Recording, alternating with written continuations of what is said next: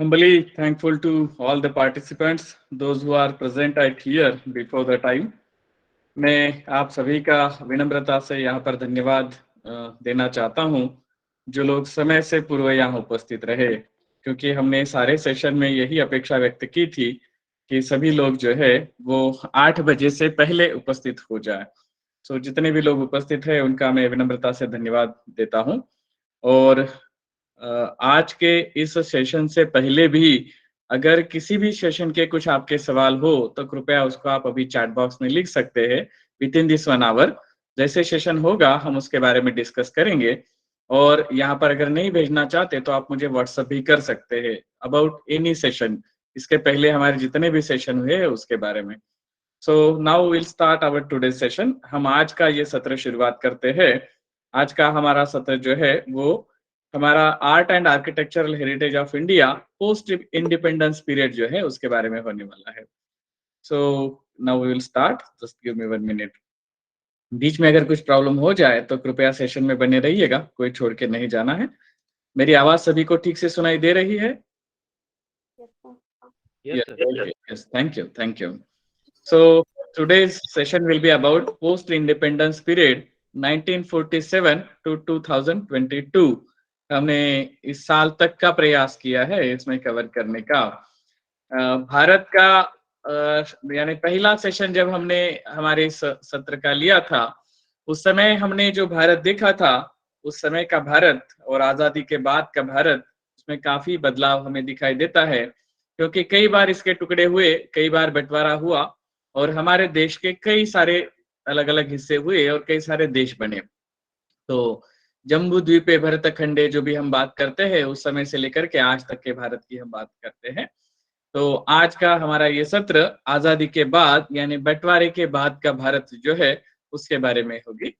सो 1947 में हमने आजादी पाई, मगर कई सारे स्कूल्स, कई सारे कला और स्थापत्य के कई सारे स्कूल्स बने। जैसे हमने बहुत प्राचीन में देखा था कि हमारे यहाँ पर गांधारा स्टाइल जिसको हम कहे या कुशाना स्टाइल कहे, अमरावती स्कूल, मथुरा स्कूल, तो उस तरह से लेकर के मॉडर्न इंडिया में आजादी के समय में ऐसे कई सारे स्कूल बने, अलग-अलग नाम जिसको हम दे सकते हैं। जैसे आजादी के समय में मॉडर्न टेक्निक्स और आइडियाज को लेकर के प्री इंडिपेंडेंस पीरियड से जो चल रहा था, नंदलाल बोस, रामकिंकर जी बेज, तो ये अलग-अलग मुखर्जी जी वगैरह जैसे जो लोग हैं, जिन्होंने एक अपने-अपने ग्रुप्स तैयार किए थे, आर्टिस्ट ग्रुप जो कहेंगे, प्रोग्रेसिव आर्टिस्ट ग्रुप। तो ये भारत के कई सारे राज्यों में इस तरह के अलग-अलग देख सकते हैं। यहाँ तो कुछ ही बंगाल और उधर के नाम दिए हुए हैं, मगर इस तरह से कई सारे ग्रुप्स, जैसे पंजाब का आप अलग से देख सकते हैं या हरियाणा की तरफ अलग देख सकते हैं, राजस्थान की तरफ के अलग ग्रुप देख सकते हैं, महाराष्ट्र में देख सकते हैं, जेजे स्कूल ऑफ आर्ट वगैरह अगर आप देखेंगे तो वहाँ पर आपको ये पता चलेगा। So such type of art schools are formed and they are developed as per the period. So so called artist of transition, इसको नाम जो दिया गया था आजादी के समय के बाद में, for instance seem to be engrossed in a contemplation of similar pursuits of the everyday life. तो हमारा दैनंदिन जीवन हमारी कला और स्थापत्य के द्वारा व्यक्त करने का, अभिव्यक्त करने का जो माध्यम, ये हमारी कला बन गई, हमारा स्थापत्य बन गया। So after independence, post independence period की जब हम बात करते हैं, कई सारे लोकगीतों को देखिएगा। फॉर एग्जांपल के तौर पर आजादी के बारे में इतनी सारे काव्य बने, इतने सारे गीत बने, लोकगीतों में ऐसे कई गीतों को हम देख सकते हैं, है ना। दुल्हन बनी सरकार, तो ये जो गीत है, फोक सॉन्ग जो है, गांधी बने दूल्हा और दुल्हन बनी सरकार, ऐसे कई सारे फोक गीत उस समय बने हुए थे। इसका मतलब हमारी आजादी की महागाथा भी हमें लोक गीतों के द्वारा सुनने को मिलती है। तो ये ट्रांजिशन जो हुआ, तो आगे चल कर के हम यहाँ देख सकते हैं कि a sense of joy in their expressionism, focusing on this little nature of line, simplified forms and outburst of bright colors. So this is by some scholars. उसके बाद यहाँ पर जैसे नीचे कुछ नाम दिए गए हैं, देवज्योति राय वगैरह जो नाम दिए हैं, in which he used offbeat colors and abstract shapes to create imagery depicting regular scenes of Indian life. Particularly Indian art की जब बात करते हैं, पेंटिंग की बात करते हैं, चित्रकला की बात करते हैं, तब हमें ये समझ में आता है। यहाँ और भी कुछ नाम दिए हैं अकबर पद्मश्री और ऐसे कई सारे लोगों के।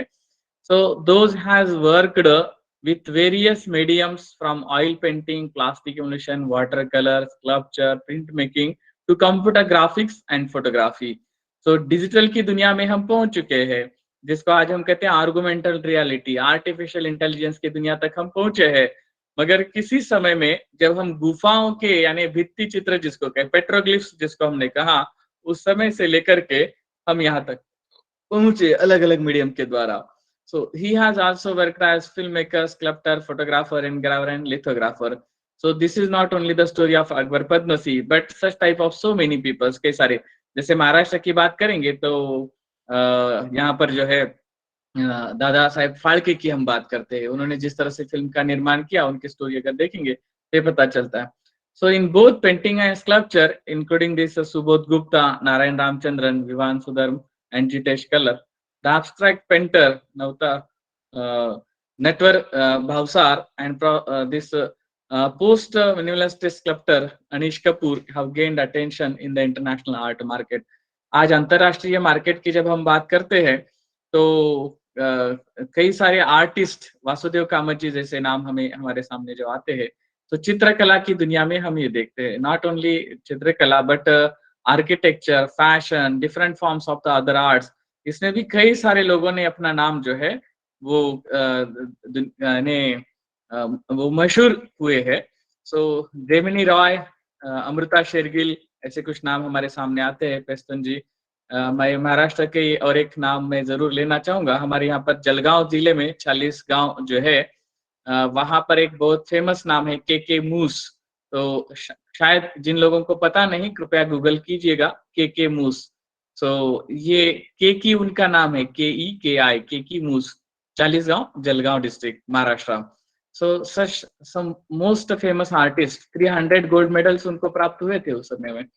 सो राजा रवि वर्मा का नाम हम नहीं भूल सकते हैं, क्योंकि पेंटिंग की दुनिया में एक बहुत मशहूर नाम पूरे भारत भर में और भारत के बाहर भी, जिसको हम कह सकते हैं, उन्होंने उस समय का जनजीवन अपने चित्रों में व्यक्त किया। तो उस समय का भारत, आजादी के बाद का भारत हम इसके द्वारा देख सकते हैं। So such type of so many famous paintings are at there. कई सारे ऐसे शिल्प सॉरी चित्र उन्होंने निर्माण किए।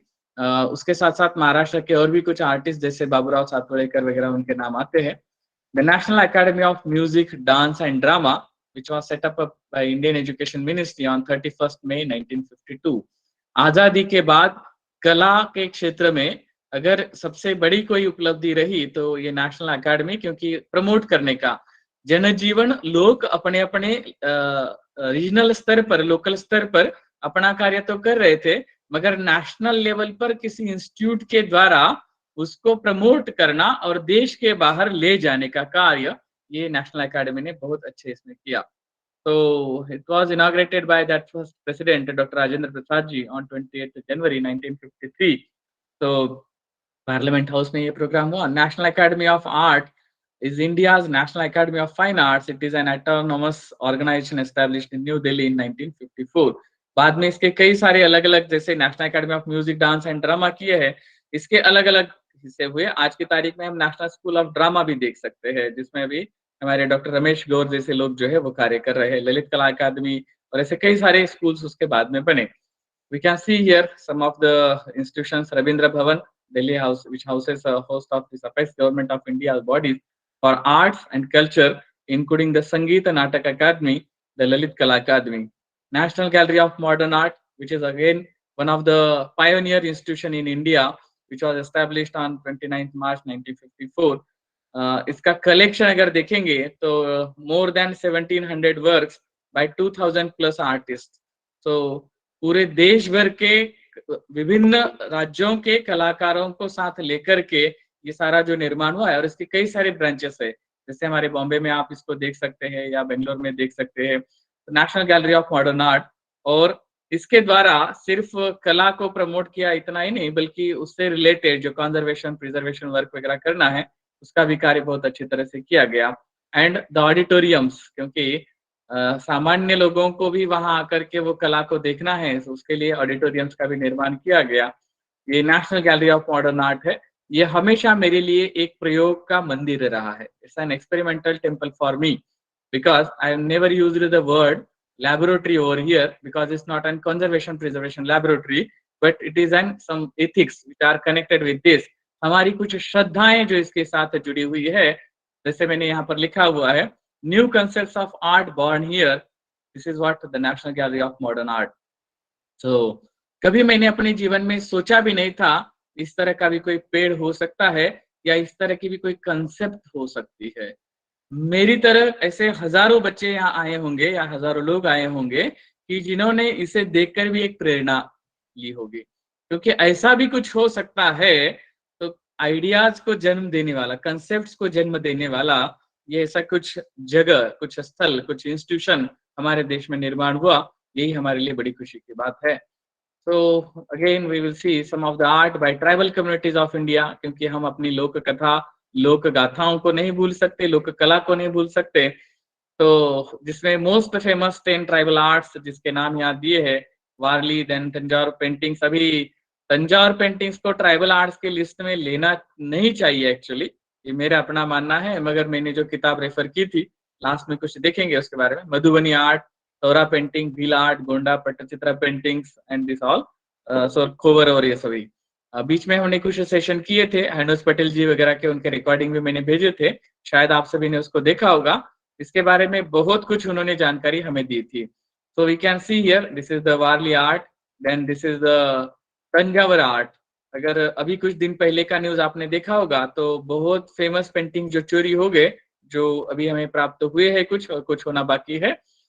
ये फोटोग्राफ जो है, ये हमारे यहाँ पर करनूल डिस्ट्रिक्ट में जो टेम्पल है वहाँ का अंडरग्राउंड में जो म्यूजियम है, वहाँ का एक गोल्ड पेंटिंग है। This is the what speciality of this Thanjavur art.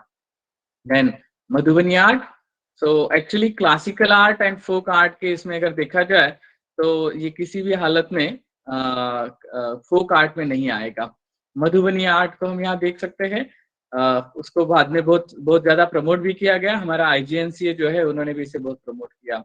Saura paintings, then you can see some more Saura paintings over here. This is the Bhil art. Bhil art की विशेषता अगर आप देखेंगे तो ये प्राणी जगत का ऐसा अंकन जो उन्होंने किया है, इट्स रियली ब्यूटीफुल, क्योंकि मेंढक और मछली का इस तरह का कुछ अलग से ही शेप्स जो उन्होंने यहाँ पर बनाए हैं। सो खोवर एंड भील आर्ट वगैरह ये सारे देखेंगे, कई सारी लोक कथाएं इसके साथ जुड़ी हुई। It's not only an art but there are the different stories which are connected with this art. These are the Pattachitra paintings. इसके बारे में बहुत अच्छी जानकारी हमें कुछ सेशन में भी प्राप्त हुई है, इसके पहले भी। और ये बंगाल और उड़ीसा का जो है वो स्पेशलिटी रही है। यहाँ उसके बाद में हम मॉडर्न इंडियन स्कल्पचर आर्ट की तरफ थोड़ा बढ़ते हैं। कुछ नाम हमारे सामने आते हैं, डीपी राय चौधरी, फनिंद्रनाथ बोस, वीपी करमरकर, रामकिंकर बैज और ये सारे। सो मैं सभी के नाम यहाँ पर नहीं पढ़ूंगा। सुदर्शन पटनायक जी तक हम आते हैं। सो ये आर्ट जो हमारे देश में डेवलप हुआ, तो 20th century to well defined non-objectivism of recent times. Then you can see here, हमारे घर घर में आज जो गणेश बनते हैं, लोकमान्य तिलक जी ने जिसकी प्रेरणा दी, इसके बारे में कई सारे डिबेट्स भी हो सकते हैं, क्योंकि महात्मा फुले जी ने शुरू किया या उसके बाद में जो है हमारे यहाँ पर एक रंगारी फैमिली जो थे उन्होंने इसको शुरुआत किया, लोकमान्य तिलक जी ने शुरुआत किया, जिसने भी किया हो, हमें तो हमारी कला और उससे जुड़ी हुई श्रद्धा जो है उसके बारे में हमें समझना है। So because this is about our art and architectural heritage of India. अब तो घर घर में गणेश बनते हैं, लोग घर घर में इसे बनाते हैं। तो मट्टी से, यानी शाडू माती जिसको हम कहते हैं, उससे बनाए जाने वाली ये गणेश, उसकी भिन्न तरह की प्रतिमाएं, उसके साथ साथ हमारे यहाँ ये सारे उत्सव और त्योहारों में जब हम देखते हैं तो आकाश कंदील से लेकर के अपना दिया बनाने तक जो है, तो मार्केट से लेकर के घर घर में ये कला विकसित हुई। यानी इसका मतलब ये देखिए, आजादी के पहले क्या बनता था, क्या नहीं बनता था, और बनता था तो वो सिर्फ कलाकारों के यहाँ बनता था या स्पेसिफिक कम्युनिटीज के यहाँ बनता था। अब तो स्कूलों में भी बच्चों को बोला जाता है कि अपना आकाश कंदील बनाने का जो है, चलो हम कुछ एक्सपेरिमेंट्स करते हैं, अपना दिया जो है खुद बनाने का प्रयास करते हैं। जब हमारे यहाँ पर पोंगल आता है, यानी सॉरी हमारे यहाँ वेड़ा मोशा पोला आता है, तो पोला के समय में बैल भी जो है अपने घर घर में बनाए जाते हैं। जब बैल अमावस्या आती है ये ठंड के दिनों में, तो उस समय में जो है एक हट बना करके उसको एक शाल लपेट करके अंदर जो है 5 पत्थरों की पूजा की जाती है, जिसको 5 पांडव कहा जाता है। होल्गा रे होल्गा शालन पोल्गा, ऐसे कुछ शब्द उस समय बोले जाते हैं। इट मीन्स दैट हमारे घर घर में हमारी ये कलाओं को ले जाने का प्रयास हमारे कलाकारों ने पूरे देश भर में किया। मॉडर्न आर्ट में कहाँ तक कला को स्थान दिया है, ये हमारे दुकानों में भी जब जाते हैं तब पता चलता है। कपड़ों के दुकानों के बाहर इस तरह से कुछ स्टैचूज हमें दिखाई देते। कई बार ऐसा लगता है कि सच में ही कुछ ओरिजिनल व्यक्ति खड़ी है क्या। अमिताभ बच्चन की फिल्म में उसको दर्शाया भी गया है। तो इट मीन्स दैट कि इन कलाओं को मार्केटिंग के लिए भी यूज करना, यानी आजादी के पहले कला का अगर स्वरूप हम देखेंगे तो ये शिल्प और ये सब कुछ जो है राजा महाराजाओं से, रॉयल जो है उससे लेकर के हमारे फोक आर्ट्स तक हम देखते हैं। मगर बिजनेस के लिए कला का इस तरह से उपयोग जो है आजादी के बाद बड़े पैमाने पर हम देखते हैं। आजादी के पहले इस तरह से, यानी सिर्फ जो इंडस्ट्रीज है यानी क्लॉथ्स और ये छोड़ करके बाकी आम छोटे छोटे गांवों तक इस तरह से हमने कला का मार्केटिंग के लिए यूज नहीं देखा। वो सर पर टोकरी रख करके बोलते जाते थे अगर आम भी बेचना है या कुछ ये करना है, मगर कभी मार्केट में कोई तेल बेचने वाला जो है, क्योंकि हमारे पास कृष्णदेव राय के कुछ एग्जांपल्स है, जग्गाई पेटा वगैरह जो हम एग्जांपल देते हैं, छत्रपति शिवाजी का एग्जांपल हमने देखा, रायगढ़ जैसे फोर्ट जिस पर उन्होंने पेठों का निर्माण किया था। तो वहां पर कभी हमने नहीं सुना कि इस तरह से कुछ मार्केटिंग का स्ट्रेटजी यूज होता था। तो जानकारी अगर हो तो बड़ी अच्छी बात है, आप लास्ट में शेयर कर सकते हैं। मगर यहाँ पर्टिकुलरली हम देखते हैं कि इस तरह से यानी कलाकारों को ज्यादा से ज्यादा काम इसके द्वारा मिला। सुदर्शन जी पटनायक जी का नाम हमने लिया तो उन्होंने एक अलग तरह की कला को विकसित किया, सैंड आर्ट जिसको हम कहते हैं, यानी समुद्र के किनारे की बालू को यूज करते हुए, सैंड को यूज करके अलग अलग तरह के शिल्प उन्होंने बनाए। अभी कुछ दिन पहले ही, यानी 2-3 दिन पहले हमारी नई राष्ट्रपति द्रौपदी मुर्मू जी जब आई तो उनका भी स्वागत उन्होंने इस तरह से किया। ये कला का अपना जो एक यानी अपना खुद का एक फॉर्म जो डेवलप किया, क्योंकि सैंड आर्ट जो है हमें थोड़ा सा पता है क्योंकि हम समुद्र के किनारे पर जाते हैं तो पैर सैंड के अंदर रख के वहां हम खोपा बना लेते हैं, एक छोटा सा हट जैसा शेप हम बना लेते हैं, या सैंड या मड का यूज करके हम कुछ अलग अलग हट्स या फोर्ट्स वगैरह बनाते हैं। मगर इस तरह से सैंड से शिल्प बनाने की और ये विभिन्न तरह के इसमें बनाने की शेप्स एंड साइज जिसको हम कहेंगे, तो एक अलग आर्ट फॉर्म सुदर्शन पटनायक जी ने डेवलप किया है। आजादी के बाद के कुछ ऐसे नामों को हम कभी भूल नहीं सकते। तो this is an Guinness world record for world's tallest sand castle at Puri beach by Sudarshan Patnaik ji. अच्छा, बना के क्या परमानेंट रखते हैं? नहीं, मिटा देते हैं। खुद ही बोलते हैं कि ये तो परमानेंट नहीं रह सकता है ना, क्योंकि पानी का ये आ जाएगा तो उसे बहाकर ले जाएगा, और कला इसीलिए है कि बार बार निर्माण करना। कितने दिन तक रहोगे कि किसी ने हमारी मूर्तियों के पत्थर की मूर्तियों के हाथ तोड़े, कितने दिन तक रहोगे? निर्माण भी तो करना होगा ना, क्योंकि आजादी मिलकर के 75 साल हो गए, अमृत महोत्सवी वर्ष मना रहे हैं, मगर अब तक हमारे शिल्पों को हम रिस्टोर नहीं कर पाए हैं। तो इससे कुछ सीखना होगा कि मिटने वाली चीजों को जो है अमर अगर करना चाहते हो तो कला को नई जनरेशन के मन के अंदर जो है ले जाना होगा, तब जाकर के कलाकारों की एक जनरेशन बनेगी और रोने की बात नहीं आएगी, निर्माण की प्रक्रिया शुरू होगी। तो कुछ ऐसे भी शिल्प हमारे देश में कई ऐसे कलाकारों ने बनाए कि the tallest statue Sardar Vallabh भाई पटेल। मैं यहाँ पर फिर से डिबेट में नहीं आना चाहूंगा, मैं सिर्फ ये कहूंगा कि इतने अत्युच्च सीमा पर जाकर के हम लोग बना सकते हैं, यानी निर्माण की हमारी एक अपनी ताकत है, उसको हम नहीं खो सकते हैं। तो ये बार बार जो है वो सिद्ध करने का प्रयास हमारे यहाँ के लोगों ने हमेशा किया है।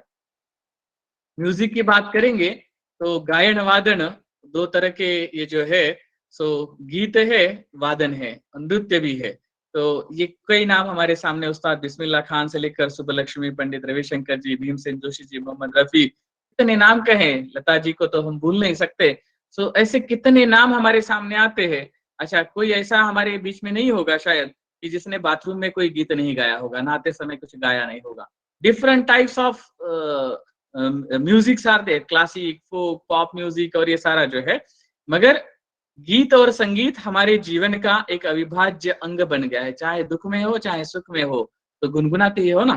तो संगीत की अपनी एक अलग सी दुनिया है। यहाँ और भी कुछ नाम आए हैं, तो लता मंगेशकर जी, जुबिन मेहता जी, क्लासिकल म्यूजिक, और ये अपना जो इंस्ट्रूमेंटल म्यूजिक जिसको हम कहते हैं, हरिप्रसाद चौरसिया जी, पंडित शिव कुमार शर्मा जी, आर डी बर्मन, गजलों के इसमें जगजीत सिंह, शंकर जयकिशन, म्यूजिक कंपोजिशन की भी जब हम बात करते हैं, तो कई सारे ए आर रहमान वगैरह ऐसे कई नाम हमारे सामने आते हैं। और जिसने आजादी के बाद सबसे अपना बड़ा सिक्का जमाया, यानी कोई ऐसा नहीं होगा कि जिसको फिल्म शब्द पता नहीं होगा, ऐसा मुझे लगता है। तो दृक श्राव्य कला, दृक श्राव्य नेपथ्य कला, ऐसा शब्द उसको हमने यहाँ यूज किए हैं। तो सत्यजीत राय से लेकर के अभी नए नए आए हुए आशुतोष गोवारिकर जी तक, मोहनजोदारो फिल्म जिन्होंने बनाई, तो ऐसे कई सारे नाम हमारे सामने आ जाते हैं।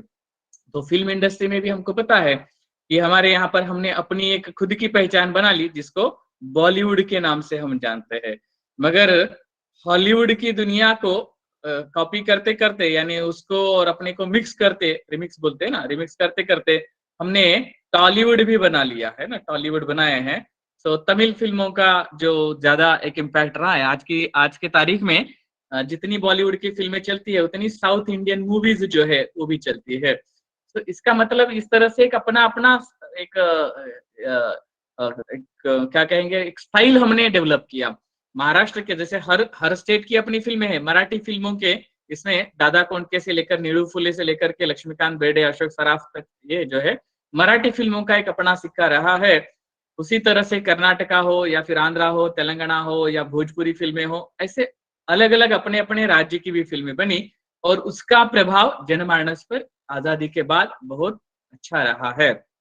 बेस्ट एक्टर्स, एक्ट्रेस, कितने नाम ले अभिनय कला के इसमें।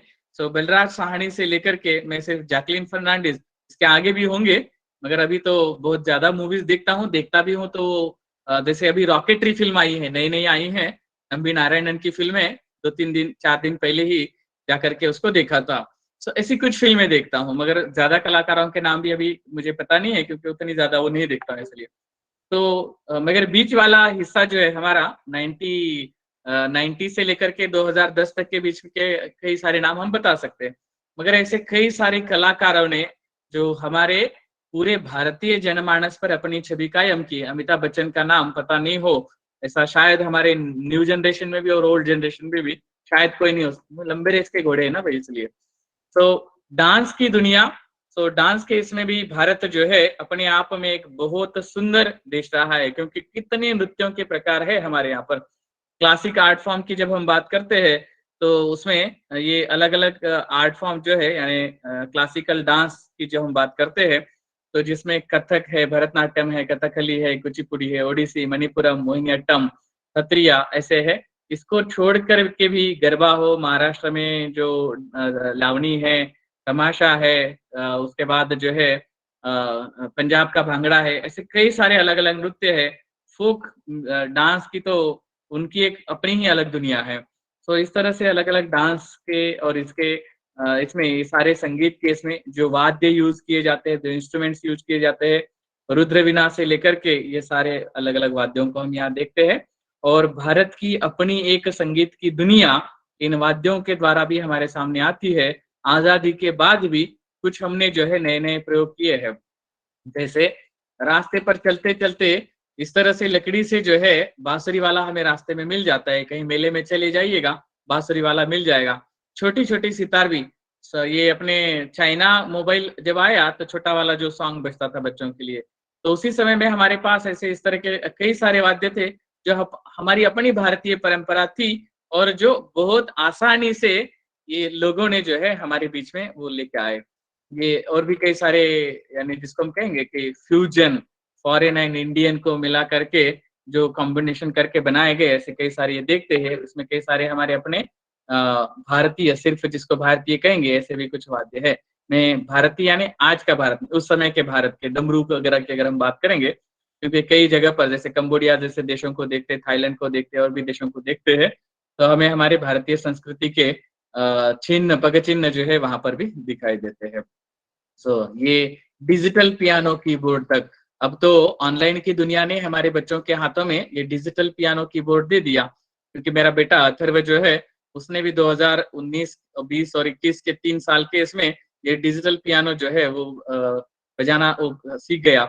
सो हमारी एक दुनिया संगीत के इसमें इस तरह से जो है अपने आप में डेवलप होती रही है। यहाँ पर जो है कुछ नृत्यों के पोस्टर स्टैम्प्स पर जो फिगर्स पब्लिश हुए उसको हमने यहाँ दर्शाने का प्रयास किया है। कथक और ये सारे इसको दिखाने का यहाँ प्रयास किए हैं। इसको छोड़ करके कैलीग्राफी जैसी कला है, हमारे पास अपनी देवनागरी की कैलीग्राफी है, यानी हस्ताक्षर कला जिसको हम कहते हैं, लेखन कला जिसको हम कहते हैं। तो दिस कैलीग्राफी आर्ट, कई बार हमने इसके एग्जाम्पल देखे हैं प्राचीन इसमें भी, क्योंकि हमने जिस समय चंदेल और कलचुरी के सेशंस हुए थे उस समय हमने अजीतगढ़ वगैरह के इंस्क्रिप्शन देखे थे, तब भी मैंने उसके बारे में बात की थी। उसके साथ-साथ आगे चल कर के हम देखते हैं कि मध्यकाल में जब हम आए थे तो उस समय हमने नश्तलिक स्क्रिप्ट, कूफी स्क्रिप्ट वगैरह की जानकारी हमने ली थी। तो इंडो इस्लामिक आर्किटेक्चर स्टाइल्स में हमने वो देखा था। तो उस तरह से आज़ादी के बाद भी लोगों ने इस तरह से इस कला को अपने प्रयासों से जो है ज़िंदा रखा है। ये हर इसमें अलग-अलग कैलीग्राफी का आप आर्ट देख सकते हैं। हमने भी इसके कुछ कोर्सेज़ आयोजित किए थे। हमारे यहाँ पर श्रुति चुट्टार जी वगैरह उन्होंने ये सिखाने का प्रयास किया था। तो कई सारी शुभकामनाएँ देते समय में या ये करते समय में अभी आजकल जो है डिजिटल कैलीग्राफी होती है। This is an digital calligraphy, यानी हम अपने हस्ताक्षर कला से लेकर के जो है डिजिटल कैलीग्राफी तक आ गए। तो ऐसी शुभकामनाएँ भी अभी दी जाती है। उसके बाद हम आते हैं मेहंदी कला के ऊपर। तो घर-घर में मैं हूँ खुश रंगहीना, घर-घर में जो है शादी है, कोई त्योहार है तो ये खुशी का पर्व हम अपनी इस मेहंदी कला को अपने हाथों पर, दूसरों के हाथों पर जो है वो लगा करके व्यक्त करते हैं। ऐसा माना जाता है कि जिसने या जिसके नाम से मेहंदी लगाई हो, अगर वो ज़्यादा से ज़्यादा रंग जाए, डार्कनेस अगर आ जाए, तो माना जाता है कि उतना ज़्यादा प्यार है। अभी अपनी-अपनी मान्यताएँ हैं, मगर कोई किसी जाति या किसी धर्म के इसमें ये कला बंधी नहीं रही, क्योंकि हर हर इसमें हम इस कला को देखते हैं। और ये कला भी जो है इतनी ज़्यादा फ़ेमस हुई, क्योंकि आज हम देखते हैं कि लोग जो है मेहंदी निकालने के लिए समय अगर नहीं है, तो हमको पता है कि अब तो स्टिकर भी मिलता है, ₹50 का स्टिकर मिलता है, ₹100 का स्टिकर मिलता है, लाते हैं, बस हाथ पर चिपकाते हैं, थोड़ी देर तक रखना है, बस 2 मिनट के बाद निकाल देना है।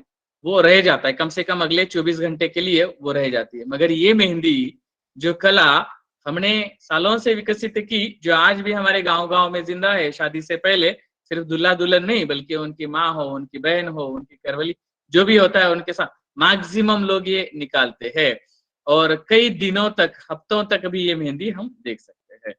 सो ये कला देखिए, ये वो फॉर्म है जो मैंने कहा कि ये अभी आर्टिफ़िशियल जो आया हुआ है। तो बस ये स्टिकर चिपका दो, निकाल दो, उसके बाद जो है तुरंत आपको इसका ये आपके हाथों के ऊपर ये डिज़ाइन मिलेगा। तो इस तरह से ये कला आज भी हमारे यहाँ पर जीवित रखी है। नाउ द एम्ब्रॉयडरी आर्ट, जो कपड़ों पर कशीदाकारी जिसको हम कहते हैं, यानी कुछ साल पहले तक 2000 से पहले, मुझे अभी पता नहीं 2000 के बाद मैंने ज़्यादा नहीं देखा, बट बिफोर ऑफ दैट जब मैं छोटा था 5वीं कक्षा में था, उसके पहले मैं भी अपनी बहन के साथ बैठ कर के ये बनाता था धूप के दिनों में। क्योंकि ये रिंग जो होती थी ₹10 में मिलती थी, घर का कोई भी पुराना व्हाइट कपड़ा लेकर के या कोई भी कलर का, मगर कंप्लीट डार्क क्लॉथ होना चाहिए, उसके ऊपर threads, different types of colours thread जो है उसको लेकर के ये बनाया जाता था। पहले तो शादी में भी इस तरह के कुछ बुनकारी किए हुए वस्त्र, कशीदाकारी किए हुए वस्त्र जो है वो दिए जाते थे साथ में। आजकल ये शायद है या नहीं मुझे पता नहीं, क्योंकि आजकल मैं नहीं देखता हूँ ये। सो दिस एम्ब्रॉयडरी आर्ट, जो देखिए अभी यहाँ आप देख सकते हैं, तो ये काल काल के अनुसार कैसे बदल गए उसके ऊपर के, क्योंकि ये घरों का ट्रेडिशन भी देखेंगे तो ये हमने आज़ादी के बाद जो बनाए उसको इसके ऊपर बनाने का प्रयास किए हैं। सो डिफरेंट स्टाइल्स अभी उसमें आ चुके हैं, कई सारे अलग-अलग प्रकार आ चुके हैं। Now we move towards the rangoli art. Rangoli जिसका ज़िक्र हम रामायण महाभारत से लेकर के संत ज्ञानेश्वर के ज्ञानेश्वरी में भी पाते हैं। तो उस कला को हम आधुनिक परिप्रेक्ष्य में भी देखते हैं। भारत के बाहर जितने भारतीय गए, उनको पूछिए कि मांगल्य का प्रतीक क्या है? उसमें जवाब आएगा कि दीप और रंगोली। सो मैंने ये पाया है, क्योंकि मैं अमेरिका में वगैरह जब गया या जितने भी मेरे दोस्त बाहर रहते हैं, जब बात करते हैं, तो उसमें ये आता है। It means it's not an only art but मांगल्य का प्रतीक, ऐसा जो शब्द है, हमारी श्रद्धा के साथ जो जुड़ा है, सो ये रंगोली कला उसके लिए हम देखते हैं। अपार्टमेंट में आ गए हम, अपने जो पुराने घर जो थे वहां से हम अभी अपार्टमेंट कल्चर में आ गए हैं। याद रखिएगा, अपार्टमेंट एक्सटेंडेड फैमिली होती है, क्योंकि अपना घर छोड़ करके हर किसी को पेट भरने के लिए बहुत दूर तक जाना पड़ता है। मैं भी निरंतर जो है इसको कहता हूँ भटक्या विमुक्तांच्या जाती जमातीतला। मैं भी नोमैडिक हूँ, मुझे भी तो पेट भरने के लिए घूमना पड़ता है, मगर जहाँ अपने परिवार के साथ जाकर के रहता हूँ वहाँ अपना एक परिवार हम बना लेते हैं। That entire apartment is what our extended family. So वहां पर भी हम अपनी खुशियां शेयर करेंगे, वहां भी हम आपका आने के लिए स्वागत करेंगे, क्योंकि ये पर्व जो है वो उत्साह का पर्व है, ये खुशी का पर्व है। कोई हमारे घर आता है तो उसका स्वागत के लिए ये इस तरह से हम बनाते हैं। हम अपनी पवित्रता के साथ दूसरों का स्वागत करने का ये एक तरीका समझते हैं। तो you can C over here this all different styles. अभी तो ये ऊपर वाला जो है इसको देखेंगे तो पता चलेगा कि अभी रंगोली निकालने के लिए क्या होता है कि अभी नए वो पैड भी मिलते हैं, या सॉरी वो सर्कल से मिलते हैं, डिजाइन मिलते हैं, रख दो उसके ऊपर से सिर्फ रंगोली घुमा दो, नीचे डिजाइन बन जाता है। तो ये रंगोली की कला यानी अपना स्टाइल कैसे चेंज कर चुकी है वो हमें पता चलता है। दिस इज जिसको हम हस्ती दंती वर्क कहते हैं, इसको ये सालारजंग म्यूजियम से मैंने लिया हुआ फोटोग्राफ है। इसमें मैंने ज्यादा ये नहीं किए हैं, मगर अभी मैं आगे आता हूँ थोड़ा सा, क्योंकि सारे कलाओं पे मैं इतने कम समय में शायद बात नहीं कर पाऊंगा। दिस इज एन फोटोग्राफी का आर्ट।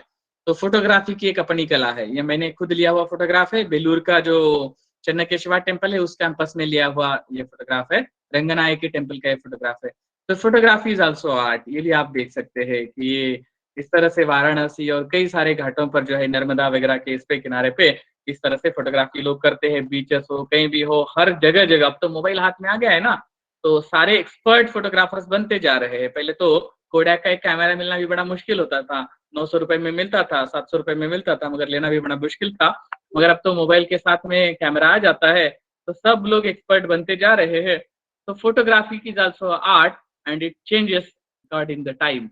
मगर उसको भी जो है ये हमें समझना होगा, क्योंकि फोटोग्राफी, क्योंकि जो फोटो निकाल करके फिर देखने का मन न करे, ऐसे फोटो लेकर फायदा क्या। इसके बारे में भी कभी सोचिएगा। ऐसा फोटो निकालिए या प्रयास कीजिएगा, कुछ प्रैक्टिस के बाद अपने आप समझ जाएगा कैसे फोटो लेना है। कुछ हमारे यहाँ है, बजाज जी वगैरह यहाँ हमारे सेशन में है, तो उनको पता है, वो तो इतने ब्यूटीफुल फोटोग्राफी करते हैं और भेजते हैं। हमारे तारा शंकर जी ने भी कुछ अच्छे फोटोग्राफ हमारे साथ शेयर किए थे कुछ ऐसे। Now we move towards the architectural beauty of India after independence. So 1947-48 में कौन सी बिल्डिंग बनी उसके बारे में मुझे कोई एग्जांपल नहीं मिला। I am very sorry for to say that. If anyone know about it then please share it with me, otherwise you can just say a few names, you can write some names in chat box also. तो national museum, क्योंकि हमने संग्रहालय जगत से भी बहुत कुछ सीखा है। हमारे संग्रहालय हमारे संस्कृति के संचित होते हैं, हमारी कल्चर के बीज होते हैं। So National Museum is a pride for us. So this building which was built in 1949, nowadays अभी तो इसका रूप पूरी तरह से बदलता जा रहा है। ये कुछ ब्रॉन्ज गैलरीज और ये है, उसमें म्यूजियम में बाद में लेटर पीरियड में डेवलप हुए। कैल्को म्यूजियम ऑफ टेक्सटाइल्स वो भी 1949 में बना। अभी आप यहाँ देख सकते हैं, भले ही इसमें थोड़ा सा आपको ब्रिटिश एम्पायर की झलक दिखती होगी, मगर ये कैल्को म्यूजियम ऑफ टेक्सटाइल्स जो है ये कंप्लीटली हमारा ओन इंडियन आर्किटेक्चर स्टाइल है। ये अहमदाबाद में अगर कभी गए तो अहमदाबाद में जो 9 बेस्ट म्यूजियम्स है मेरे एज पर माय ओपिनियन जो मैंने देखे हैं, सो उसमें से एक बेस्ट म्यूजियम है जो 1949 में बना हुआ। So this is our own Indian architecture style, particularly Gujarat architecture style. So then we move towards, this is an inside view. सारे डोर्स को देखेंगे या इनसाइड डोर देखेंगे या इनसाइड जो भी वर्क किया हुआ है, ये हमारा अपना भारतीय स्टाइल हम उसमें देख सकते हैं। अंबालाल सारा भाई और उनके ट्रस्ट ने, फैमिली ने ये सब बनाया हुआ है। जब मैं वहाँ के गांव-गांव में घूमता हूँ तो ये देखता हूँ, मैं जब ट्रैवलिंग पर था, गुजरात घूम रहा था, तो सनोसरा ग्राम विद्यापीठ को मैंने देखा। मेरी अपनी भारतीय शैली को देखने का मुझे कहीं पर मौका मिल सकता है क्या? ये मन में था और ये मुझे देखने का सौभाग्य मिला। 28 में 1952 में ये यूनिवर्सिटी की स्थापना हुई और आज भी वहाँ का अतिथि गृह और अतिथि गृह के आजू-बाजू में जो भी बना हुआ है उसको देख करके बड़ा प्रसन्न मन होता है। ये मैंने उसी समय फोटोग्राफी की। मैं 2 दिन यहाँ पर रुका हुआ था और ये सारी फोटोग्राफी मैंने उस कैंपस में की थी। So beautiful. तो आजादी के बाद के भारत का आज भी जिसे उसी तरह से सुंदरता से संजोए रखा हुआ है, ये ऐसा सनोसरा ग्राम विद्यापीठ है। यहाँ पर विज्ञान के बारे में भी जो प्रयोगशाला उन्होंने डेवलप की है, इट्स एन रियली ब्यूटीफुल। कुछ ऐसे एक्सपेरिमेंट्स के द्वारा उन्होंने इसे समझाने का प्रयास यहाँ किया है, जिसे देखकर आज भी लगता है कि ऐसे हमारे स्कूलों में सिखाया जाना चाहिए। दिस इज द विज्ञान भवन विच वाज बिल्ट इन 1955 इन दिल्ली। अभी आप यहाँ पर जो है सो भव्यता की ओर, यानी हमारे ग्राम से लेकर के फिर हम अपनी भव्यता की ओर जाते हैं, तब ऐसे कुछ भवनों को पाते हैं। विधान सौदा, so this is in Bangalore, and this building which was completed in 1956. So it was completed in 1956, but it was started very much earlier. So we can see this is an Indo-Sarsanic architecture style with the combination of Dravidian architecture style. तो हमारी भारत की अपनी south Indian architecture style और ये Indo सार्सनिक architecture style का एक beautiful combination हम यहाँ देख सकते हैं। Then the hotel Ashoka which was built in 1957, उसकी बिल्डिंग और उसका इनसाइड व्यू हम यहाँ देख सकते हैं। इन 1958 सुप्रीम कोर्ट का बिल्डिंग बना, मगर इसमें भी आप देखते हैं ल्यूटियंस की दिल्ली जो है, जिसने पार्लियामेंट और राष्ट्रपति भवन का डिजाइन बनाया था, उसका इम्पैक्ट इसमें आप देख सकते हैं, सुप्रीम कोर्ट के बिल्डिंग में देख सकते हैं। ये शायद हो सकता है वहां के अपने आर्किटेक्चर्स जो है उन पर ये प्रभाव था, इसलिए शायद ये इस तरह से बना हुआ है। But nowadays inside if you just go there, then you can see this is the Supreme Court Museum। अभी कुछ साल पहले ये बना हुआ है, और कुछ महीने पहले मैं जब यहाँ पर गया था उस समय ये फोटोग्राफी की थी। So this is the Girnar Boys Hostel in IIT Delhi. The IIT Delhi which was established in 1961, and this Girnar Boys Hostel, ये अभी हमारे यहाँ के जिसको ट्रेडमार्क कहते हैं ना, किसी बिल्डिंग का या किसी एक स्ट्रक्चर का ट्रेडमार्क बन जाता है, बाद में वो एक पायोनियर बन जाता है। So this hostel building you can C over here, आज की तारीख में IIM की, इंडियन इंस्टीट्यूट ऑफ मैनेजमेंट की जितनी बिल्डिंगें बन रही है, मैक्सिमम बिल्डिंगें इस तरह से बन रही है। तो अभी थोड़ा सा आगे अलग सा ये देखते हैं। भोपाल जैसे शहरों में जब आप विजिट करते हैं, तो भोपाल में भोज तालाब और उसके आजू बाजू में जब घूमते हैं, तो जितने भी ये बिल्डिंगे हैं या जितना भी हेरिटेज स्ट्रक्चर है, तो उसकी पहचान कराने के लिए कुछ ऐसे सिस्टम यूज किए गए, ऑडियो गाइड्स, है ना। आओ जानो हम अपनी अपनी अपना शहर हम खुद पहचाने, किसी की मदद लेने की जरूरत नहीं है। अपने मोबाइल में जो है आप QR कोड को स्कैन करके इसको देख सकते हैं। सो ये भोज तालाब का दृश्य है, और अभी रिसेंट में जो है इसके बाजू में जिस तरह का ये वर्क किया गया है, तो ये हम यहाँ देख सकते हैं। एक्चुअली भोज तालाब तो वैसे बहुत प्राचीन है, मगर फिर भी यहाँ आजू बाजू में जो बिल्डिंगें बनी हुई है, जैसे रविंद्र भवन है या फिर श्यामला हिल्स एरिया जो है भोपाल का, रविंद्र भवन है, गांधी भवन है, ये आजादी के बाद बनी हुई बिल्डिंगें हैं, वो आप इसके किनारे पर आजू बाजू में देख सकते हैं। Then we move towards the Pondicherry, Puducherry, 1968 में बनी हुई ये building Auroville। So this is an experimental township। So ये द मदर के नाम से जाना जाता है। ये एक अपना अलग आर्किटेक्चर स्टाइल है। यहाँ पर ये माना जाता है कि आपके पास किसी देश का सिटीजनशिप नहीं होगा या आपके पास में पैसे नहीं होंगे, तब भी आप यहाँ जाकर के रह सकते हैं, ऐसा माना जाता है। मैंने खुद अपना अभी तक उसका अनुभव नहीं किया है, मगर आप यहाँ पर जाकर के एक अपना आर्किटेक्चर स्टाइल देख सकते हैं।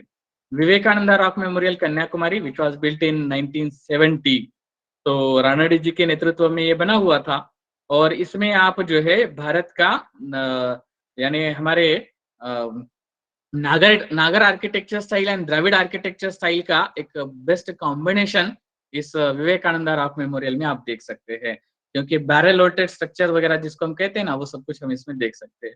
तो this is one of the pioneer building in our post independence period, इसमें आप देख सकते हैं। यहाँ पर आपको चैत्य और इसका जो आर्च वगैरह है वो सब दिखाई देता है। This front side where we can see our this temple architecture styles like the stupas, this you can see here, this railings over there, वेदिका और ये सभी उसका जो रेलिंग्स जो है वो हमें यहाँ दिखाई देते हैं। Now this is the building, Infosys building, which was in Pune in 1983। किसी की साउंड ऑन हो चुकी है, कृपया म्यूट रखिएगा। जो को होस्ट है कृपया मैं उनको रिक्वेस्ट करता हूँ उन्हें म्यूट कीजिएगा। मेरे जन्म के साल ये बिल्डिंग यहाँ पर बनी हुई है। डिजिटल की दुनिया में हमने कदम रखा और ऐसी बिल्डिंगों का निर्माण हमारे देश में शुरू हुआ। पाश्चात्यों की शैली का अनुकरण करते करते हम आगे आगे जो है अपनी खुद की, यानी इस तरह के स्ट्रक्चर्स में मैं बात कर रहा हूँ, क्योंकि ग्लास बिल्डिंग्स बनाने की, वैसे हमारे यहाँ पर शीश महल बहुत पहले से स्टाइल है, हमारा अपना स्टाइल है, मध्यकाल में भी देखते हैं, या उत्तर मध्यकाल की अगर हम बात करते हैं तो हमारे यहाँ पर नगर देवड़ा हो या पूना हो, मस्तानी महल की हम बात करते हैं, शीश महल हमारे यहाँ पर कई जगह पर हम देखते हैं। सो लाइक दैट, मगर उस तरह से जो मेटल का यूज करते हुए और बाकी सारा जो है स्ट्रक्चर यूज करते हुए जो बिल्डिंगें बनाने की ये परंपरा हमारे देश में शुरू हुई। लोटस टेम्पल को आप देख सकते हैं, दिसंबर 1986 में बना हुआ है, सर्वधर्म का यहाँ पर कॉम्बिनेशन है, ऐसा माना जाता है। तो this is N what beautiful style, एक नया style, new style which was developed in India. This is an inside view, उसी का ये इनसाइड व्यू हम यहाँ देख रहे हैं। And some of the displays about the unity of religion at the entrance, जब जैसे ही प्रवेश करते हैं उस समय हम वहां पर ये देखते हैं। Now this is the rock garden, एक अलग कंसेप्ट हमारे देश में डेवलप हुआ, चंडीगढ़ जो है, चंडीगढ़ में जुलाई 7 1988 में ये गार्डन एस्टेब्लिश हुआ था। पत्थरों का यूज करके इस तरह से गार्डन बनाया गया। सो गांधी को एक बार जब पूछा गया था what is your definition of economics, Gandhi ने उसका जवाब दिया था waste to best. So as per my opinion, हम भी इस तरह से अगर पत्थरों से या जो भी चीजें फेंक दी हुई है, पेपर है, प्लास्टिक है, उसको यूज करके अगर कुछ इस तरह का जो लोगों को आनंद दे, हैप्पीनेस दे, क्रिएटिवनेस जो दे बच्चों को आने वाले, तो इस तरह का कुछ निर्माण अगर हम कर पाए तो मुझे उससे लगता है कि उसके लिए हमें ये प्रेरणा स्थान है। So now this is an building, कोई पहचान सकता है ये कौन सा बिल्डिंग है? You can unmute yourself now and you can give answer, try for this. ये कौन सा बिल्डिंग है? इसके बारे में मैंने एक सेशन में बताया था, मैंने जानबूझकर यहाँ नाम भी नहीं लिखा और उसका पीरियड भी नहीं लिखा है। कोई बता सकता है कि ये कौन सा बिल्डिंग है, ये कहाँ का बिल्डिंग है? एनीवन? जिसको भी लगता है वो बता सकता है, कोई बता सकता है? ट्राई फॉर दिस, अनम्यूट करके बता सकते हैं कोई? विच बिल्डिंग इज दिस? मेरी आवाज तो आ रही है ना सभी को? मेरी आवाज सुनाई दे रही है आप सभी को? Yes sir, yes. Okay, anyone try for this? आज की तारीख में यानी रिसेंट ईयर्स में भारत में जितनी बिल्डिंगें बनी हैं उसमें से मेरे लिए ये सबसे बेस्ट बिल्डिंगों में से एक है। इसका कारण है क्योंकि मैंने एक बार बताया था जीरो मेंटेनेंस जिसमें हो सकता है, ऐसे बिल्डिंग्स में से एक बिल्डिंग है। यानी जहां पर आज भी आप जाकर के चाहे लाइट रहने दे, लाइट ना रहे, कोई फर्क नहीं पड़ेगा। चाहे बाहर हीट रहे, आपको अंदर ठंडक महसूस होगी, बाहर अगर ठंडक है अंदर आपको गर्मी महसूस होगी। ये इसमें कोई एसी कोई फैन नहीं चालू किया तो भी कोई फर्क नहीं पड़ेगा। ये ऐसा एक मॉन्यूमेंट बनाया हमारे यहाँ पर हम्पी में, कनाडा विश्वविद्यालय के नाम से। सो कभी जाइएगा तो कमलापुरम एरिया में इस कनाडा विश्वविद्यालय को जरूर विजिट कीजिएगा, क्योंकि बनाने वाले जो कारीगर थे जो लोकल के थे, मगर वाइस चांसलर जो थे नाइक जी, तो वो भी रमेश जी जो है वो इसी कम्युनिटी से थे और उन्होंने वहां का ही लोकल स्टोन यूज करके इस यूनिवर्सिटी को बनाया। हिस्ट्री डिपार्टमेंट में स्पेशली जब मैंने विजिट किया था तो मुझे इतनी खुशी हुई, ऐसा लगा किसी डिपार्टमेंट को नहीं बल्कि किसी मंदिर के गर्भगृह में जा रहा हूँ, क्योंकि इतना सुंदर रूप से सारी बिल्डिंगों को बनाए हैं। तो ये पायोनियर स्ट्रक्चर में मानता हूँ और जितनी बिल्डिंगें मैंने अब तक विजिट की है उसमें मेरे लिए एक सबसे बेस्ट बिल्डिंग है। 1991 में ये जो है यूनिवर्सिटी का निर्माण हुआ था। एंड रामोजी फिल्म सिटी 1996 में बनी। फिल्म जगत में दादा साहब फाल्के चित्रनगरी मुंबई में जैसे बनी, उसी तरह से भारत में अभी तो पर्टिकुलरली दिल्ली का जो हाईवे है, तो वहां पर भी अभी इस तरह की एक फिल्म सिटी नया निर्माण होने जा रही है, लगभग 1000 करोड़ रुपए की लागत से। मगर रामोजी फिल्म सिटी ने अपने आप में एक ट्रेडमार्क कायम किया, कैसे होनी चाहिए एक फिल्म सिटी। सो कई सारे यानी इतना बड़ा स्पेस, यानी इतनी बड़ी जगह लेकर के क्या क्या हम निर्माण कर सकते हैं उसमें, भारत के कितने तो भी जो बेस्ट मॉन्यूमेंट्स है उसको उन्होंने जिस तरह से इसमें निर्माण किया है, एक अपने आप में अद्भुतता है। भले इसका टिकट बहुत ज्यादा है, लगभग 1100 रुपए एंट्री टिकट हो गया अभी, मगर अंदर जाने के बाद एक दिन में तो पूरा नहीं होता है, लगभग 3 दिन चाहिए पूरा देखने के लिए। ऐसे अलग अलग जो गार्डन के भी यानी उद्यान कला जो है हमारी, उसको भी उन्होंने जिस तरह से डेवलप किया, मॉन्यूमेंट तो अलग बात है, मगर जिस तरह के गार्डन्स उन्होंने निर्माण किए वो मुझे बहुत विशेष लगे। हो सकता है हर किसी को अलग अलग बातें वहां पर अच्छी लग सकती है, मगर यहाँ पर जिस तरह के पार्क उन्होंने डेवलप किए, उद्यान कला जो उन्होंने की है, बहुत सुंदर है, बहुत ही अद्भुत मुझे लगती है। ये मैंने जगह-जगह पर जो पाया, ऐसी उद्यान कला क्या हमारे देश में नहीं थी? नहीं, हमारे यहाँ तो कई सारे उद्यानों के नाम हमने प्राचीन काल से सुने हैं। तो अशोक वाटिका से लेकर के मुगल गार्डन तक हमने नाम सुने हैं, मगर आज़ादी के बाद भी ऐसे कुछ उद्यान बने, ये वृंदावन गार्डन है। मैसूर अगर कभी गए, तो वहाँ का वृंदावन गार्डन ज़रूर देखिएगा। इट्स एन रियली ब्यूटीफुल एक उद्यान कला का बहुत सुंदर अप्रतिम रूप जिसको हम कहेंगे। ऐसे कई सारे उद्यान हमारे देश में डेवलप जो बाद में हुए आज़ादी के बाद बने। सो ये सारी हमारी कलाएँ हैं कि जिसको हमारे आम आदमी ने ज़िंदा रखा है। और थोड़ा-सा आगे आता हूँ, ये सारा थोड़ा रॉयल लगता है क्योंकि ये बहुत बड़े खर्चे की बात है, मगर जिसकी हमें आवश्यकता है हर गाँव-गाँव में, वो ये सामने हमें दिखाई दे रहा है। एक छोटा-सा गुजरात का स्कूल था जहाँ पर मैं गया था, वहाँ पर उन्होंने अपनी खुद की एक गार्डन जो डेवलप की हुई है, सिर्फ गार्डन नहीं, देखिएगा आप इसमें कुछ अलग देखते हैं ना, क्या दिखाई दे रहा है? पेड़ों पर जो है बकेट लटके हैं और पेड़ों पर ही जो है थाली रखी हुई है, कटोरियाँ रखी हुई है, ग्लास रखे हुए हैं।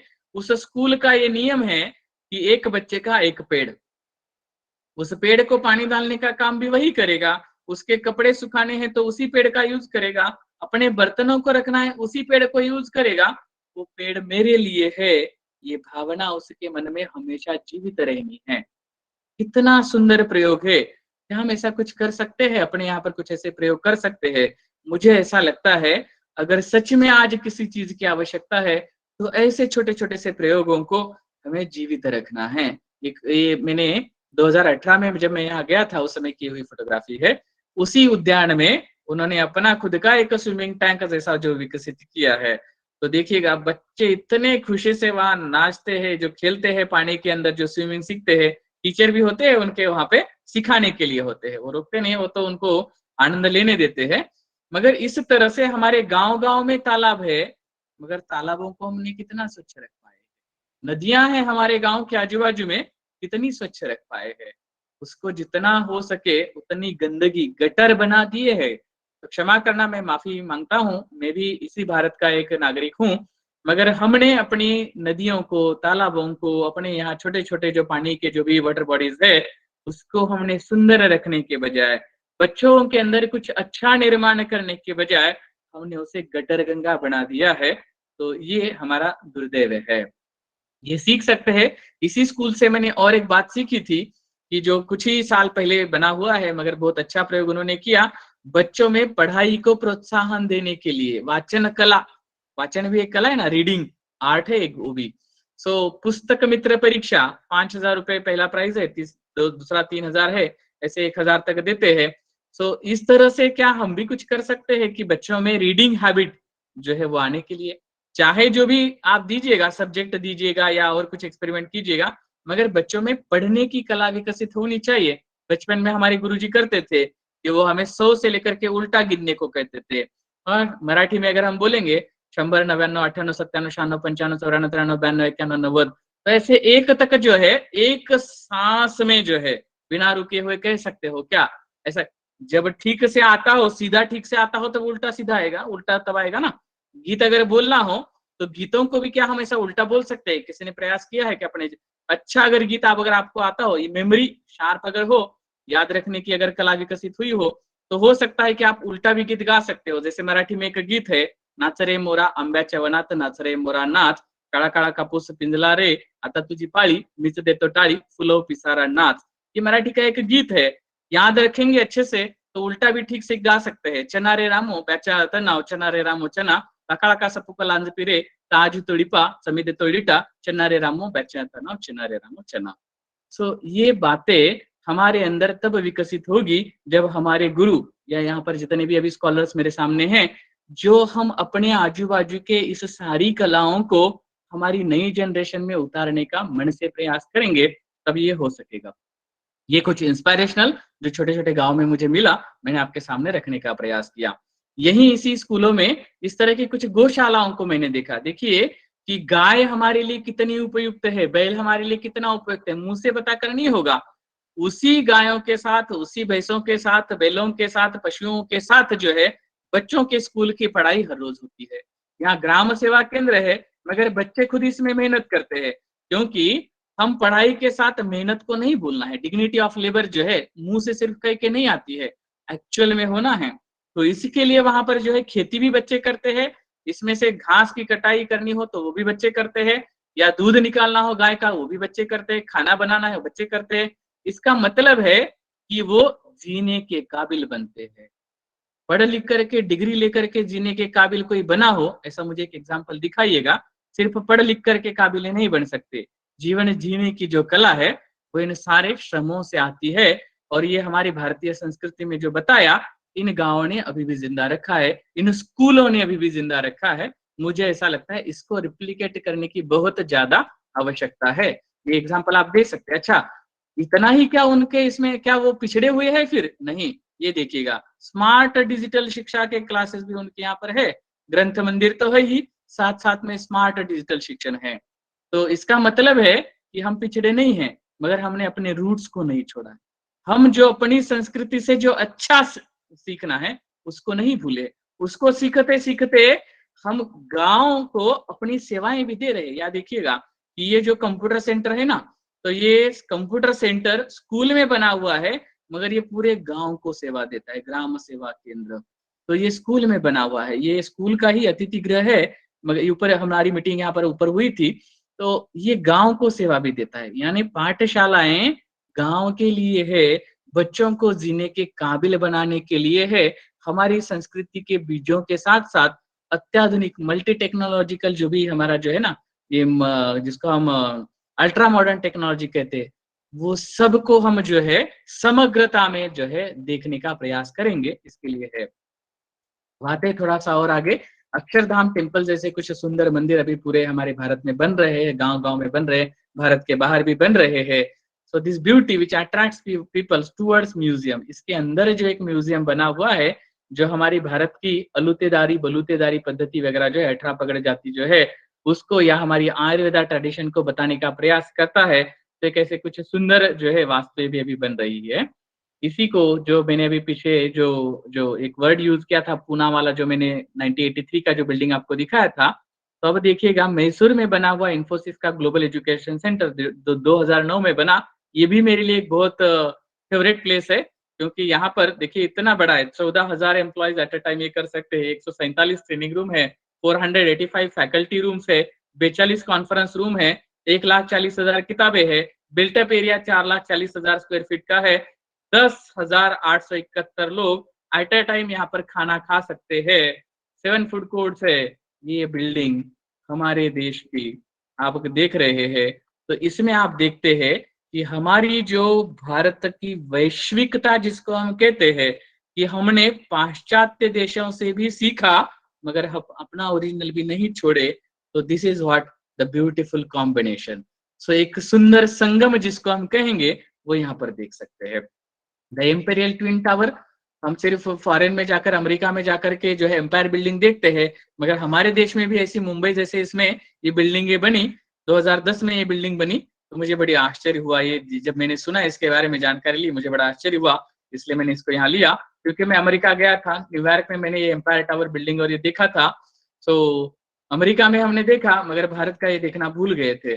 तो इस तरह से जानकारी जब मिलती है तो देखने का मन करता है। अपने आजू बाजू में हमारे भारतीयों ने जो विकसित किया, उसको भी हमें देखना है। देखिएगा एक नया मॉडल अभी 2010 की दुनिया में साइबर आर्किटेक्चर यज्ञ है। तो ये मुंबई में बना हुआ है 2010 में। इतना एक कुछ अलग है ना, हटके कुछ ऐसे बना हुआ है। तो इस तरह की कई सारी अलग अलग बिल्डिंगे जो हमारे देश में बनती गई। ये फ्लेक्स सॉल्यूशन का कॉर्पोरेट ऑफिस है बेंगलोर का, जो 2012 में बना।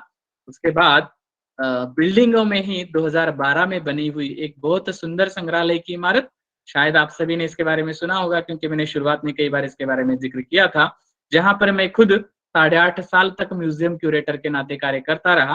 गांधी रिसर्च फाउंडेशन जलगांव महाराष्ट्र का ये बिल्डिंग, म्यूजियम का बिल्डिंग, जिसे गृहा और लीड्स का प्लैटिनम अवार्ड मिला। ये भारत का पहला संग्रहालय ऐसा है कि जिसे ये गृहा का अवार्ड प्राप्त हुआ था। पर्यावरण पूरक जो है ये इमारत का निर्माण किया गया। और ये बाजू का भी एरिया जो आप देख रहे हैं, जो कभी डेजर्ट या जिसको सॉरी बंजर लैंड कहा जाता था, आज यहाँ पर छोटे बड़े मिलाकर के जो है 3,77,000 पेड़ आज यहाँ आप देख सकते हैं।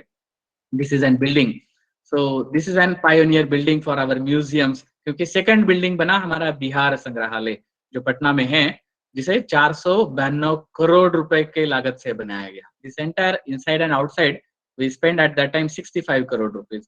तो इस तरह से कुछ अलग वास्तुओं का, अद्भुत वास्तुओं का निर्माण हुआ है। This is also beautiful temple जो 2012 में बना था, मुरुडेश्वर टेम्पल, भटकल तालुका, उत्तर कन्नड़ा डिस्ट्रिक्ट। 249 फीट हाइट का ये टेम्पल जो 2012 में बना।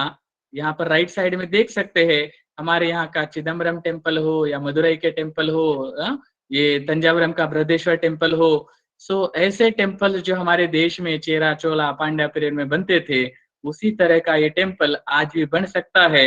ये शेट्टी फैमिली ने जो है बना करके प्रूव किया।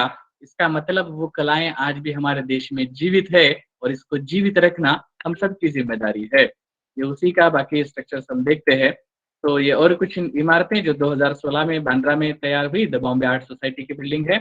2017 में, अभी आप यहाँ देखिएगा, ये विशेषता क्यों मैंने यहाँ दिखाई, चंद्रपुर शहर महाराष्ट्र का, पीछे की बिल्डिंगों को छोड़ दीजिए, चौक में भी हम किस तरह से सुंदरता निर्माण कर सकते हैं। स्ट्रीट्स, हमारे चौराहा है, चौराहे को कैसे सुंदर बना सकते हैं। आज तो हर चौराहा अपनी एक अलग की ये बताता है, तो चौराहे को इतना सुंदर रूप यहाँ पर दिए है।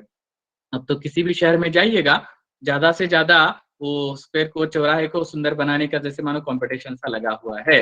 This is N UNESCO world heritage building, शायद आप सबको पता होगी, ये चंडीगढ़ की बिल्डिंग है। सो ये इस तरह के स्थापत्य निर्माण में सेक्रेटरीट की बिल्डिंग हो वहाँ की, या और भी कुछ जो बिल्डिंग है ये बनी। और ये अभी हमारे देश में जो बन रही बिल्डिंग है, आप सभी को शायद पता है, सेंट्रल विस्टा प्रोजेक्ट जो है दिल्ली में जो बन रहा है, तो अभी भी जिसका कार्य चल रहा है। तो ये आजाद भारत के बाद का एक भव्य सपना लेकर के जिसके निर्माण की शुरुआत हुई, टाटा ग्रुप जो है इसे निर्माण कर रहा है। तो ये सुंदरता का एक नमूना जो विकसित किया जा रहा है, आप इसका पूरा ये एरियल व्यू, ये डिजाइन मॉडल्स वगैरह जो है सब देख सकते हैं। तो इस तरह से ये बनाने का प्रयास, और यहाँ पर उसका पूरा ये इस तरह का स्ट्रक्चर है, जैसे मानो कोई मिसाइल या कोई सैटेलाइट लॉन्चिंग हो रहा है, इस तरह का स्ट्रक्चर आप देख सकते हैं। तो न्यू पार्लियामेंट और इसका डिजाइन, तो आजादी के बाद का एक विशाल स्वरूप हम देखते हैं। अब तक जितनी बिल्डिंगें हमने देखी या नहीं देखी, उनकी लिस्ट एक देकर मैंने यहाँ पर देने का प्रयास किया है। विज्ञान भवन 1955 से लेकर के आगे ये सारी बिल्डिंगें आप देख सकते हैं। हर डिकेड की बिल्डिंगें लेने का यहाँ प्रयास किया गया है। सो हियर 62 बिल्डिंग्स 2010 तक की बिल्डिंगों को यहाँ देने का प्रयास किए है। 2012 से लेकर के आगे के कुछ फोटोग्राफ और ये भी आपने देखे। 2022 में भी जो बिल्डिंगें बन रही है वो भी आपने देखा। तो जो हमारा प्रवास जो शुरू हुआ था, कभी हम कबूतर के द्वारा अपना संदेश भेजते थे, यहाँ तक कि कालिदास ने अपने बादलों के साथ मेघदूतम में अपना संदेश भेजने का प्रयास किया। उस दुनिया से लेकर के जो है हम आगे बढ़ते गए और डिजिटल टेक्नोलॉजी के दुनिया तक हम पहुंच गए हैं। मगर इन सारे प्रवास में, सारे कला और स्थापत्य के प्रवास में, हम जो है अपनी लोकलिटी को नहीं भूल सकते, स्मॉल इज ब्यूटीफुल को नहीं भूल सकते। देखिएगा कि सिर्फ सलाखें जो होती है ना, लोहे की सलाखें जो है, उसको यूज करके, थ्रेड्स को यूज करके ये सिंपल सा एक ब्यूटीफुल स्ट्रक्चर यहाँ पर बनाने का प्रयास किया। हमारे जलगांव शहर के गांधी उद्यान में ये बनाया है। इसका खर्च की लागत कितनी है, तो सिर्फ जो है ये 500 रुपए की लागत। थ्रेड की कीमत, सलाखें तो जो पुरानी फेंक दी होती है उसको भी आप यहाँ यूज कर सकते हैं। ये चरखा उसके बाजू में रखा, ये बारडोली चरखा जो है उसके सामने सिर्फ रखा गया है। तो विज्ञान की प्रगति हो गई, विज्ञान की प्रगति तो बहुत हो गई हमारे यहाँ पर, मगर वैज्ञानिक दृष्टिकोण आना चाहिए। वैज्ञानिक दृष्टिकोण, विज्ञान जो है विकृति के इसमें हम परिवर्तित कर रहे हैं, ले जा रहे हैं, मगर जा रहे साधु ज्ञान ना थे। जो ज्ञान होना चाहिए ना, विज्ञान में ज्ञान शब्द जो है उसको हम भूल गए हैं। तो विज्ञान जो है संस्कृति के साथ निहित होता है, इसको याद रखिए, क्योंकि हमारे भारतीय संस्कृति में दर्शनों से शुरुआत होती है, और दर्शन जो है एक्सपेरिमेंट्स है, चाहे वो शून्यवाद हो, चाहे चारवाक हो, चाहे और कोई हो। तो ये सारे जो है हमारे यहाँ पर क्या है, एक्सपेरिमेंट्स है। दर्शन शास्त्रार्थ एक्सपेरिमेंट। तो भारतीय संस्कृति की शुरुआत प्रयोगों के द्वारा होती है। और हम विज्ञान की दुनिया में पहुँचे हैं, संस्कृति को भूलकर विज्ञान की प्रगति अगर करोगे, तो विनाश की ओर बढ़ेंगे, ऐसा मुझे लगता है। ये हमारी फ्यूचर जगत में कैसे हो सकती है, उसका एक छोटा-सा रूप दिखाने का यहाँ प्रयास किया है। कभी मौका मिला तो फिर इसके बारे में भी बात करेंगे। If you want to study more, then you can refer some books. This is my own book, this is the first volume.